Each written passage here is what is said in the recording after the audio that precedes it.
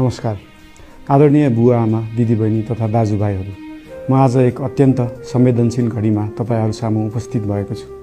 केही दिन अघि सुनसरीको देवानगञ्ज, सिराहा लगायतका स्थानमा भएको दुःखद घटना र त्यसपछि केही जिल्लाहरूमा उत्पन्न अशान्त वातावरणलाई लिएर नेपाल सरकार पूर्ण रूपमा गम्भीर र संवेदनशील छ।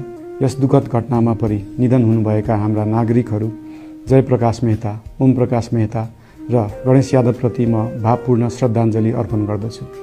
साथै शोक सन्तप्त परिवारजनहरूमा नेपाल सरकारका तर्फबाट गहिरो संवेदना व्यक्त गर्दछु। घटनामा परि घाइते हुनुभएका सम्पूर्ण नागरिकहरूको शीघ्र स्वास्थ्य लाभको कामना गर्दछु। घाइतेहरूको उपचारमा कुनै पनि प्रकारको कमी वा ढिलाइ हुन नदिन सम्बन्धित स्वास्थ्य निकायहरूलाई स्पष्ट निर्देशन दिइसकिएको छ।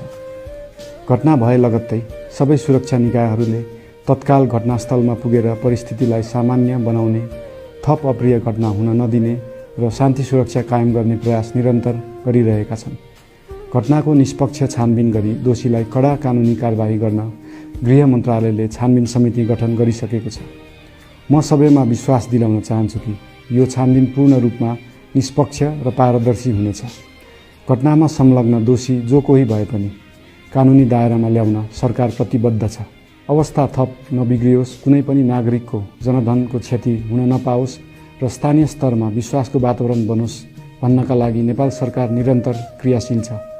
परिस्थिति सामान्यीकरण गर्न केन्द्र स्तरमा सर्वदलीय बैठक आह्वान गरी गहन छलफल गरिएको छ। स्थानीय तहसम्मै जनप्रतिनिधि, नागरिक समाज, विभिन्न धार्मिक गुरुहरू, समुदायका अगुवा तथा सामाजिक व्यक्तित्वहरूसँग निरन्तर संवाद भइरहेको छ।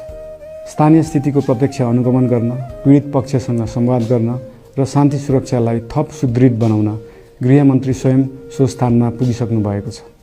साथै देशको समग्र शान्ति सुरक्षाको अवस्थाबारे गम्भीर समीक्षा गर्न राष्ट्रिय सुरक्षा परिषदको बैठक बसी परिस्थिति अनुसारका आवश्यक निर्णयहरू समेत गरिसकिएको छ। यस्तो संवेदनशील घडीमा सामाजिक सञ्जाल वा अन्य माध्यमबाट असत्य, अपुष्ट सूचना, अफवाह, घृणा फैलाउने सामग्री वा समुदायबीच वैमनस्य बढाउने अभिव्यक्ति प्रचार प्रसार नगराउन अनुरोध गर्दछु। साथै सरकारी निकायहरूबाट जारी भएका आधिकारिक तथ्य र सूचना मात्र विश्वास गर्न विशेष आग्रह गर्दछु। प्रत्येक नागरिकको जीवधनको रक्षा गर्नु, सामाजिक सद्भाव जोगाउनु र समाजमा शान्ति कायम राख्नु राज्यको सर्वोच्च र प्राथमिक दायित्व हो। आगामी दिनमा पनि राज्य थप सतर्क र संवेदनशील रहनेछ। प्रत्येक नागरिकको जीवन सुरक्षाका लागि सरकारका सम्पूर्ण संयन्त्रहरू अहोरात्र खटिनेछन्। शान्ति सुरक्षा भङ्ग गर्ने, अराजकता फैलाउने वा हाम्रो सदियौं पुरानो सामाजिक सद्भाव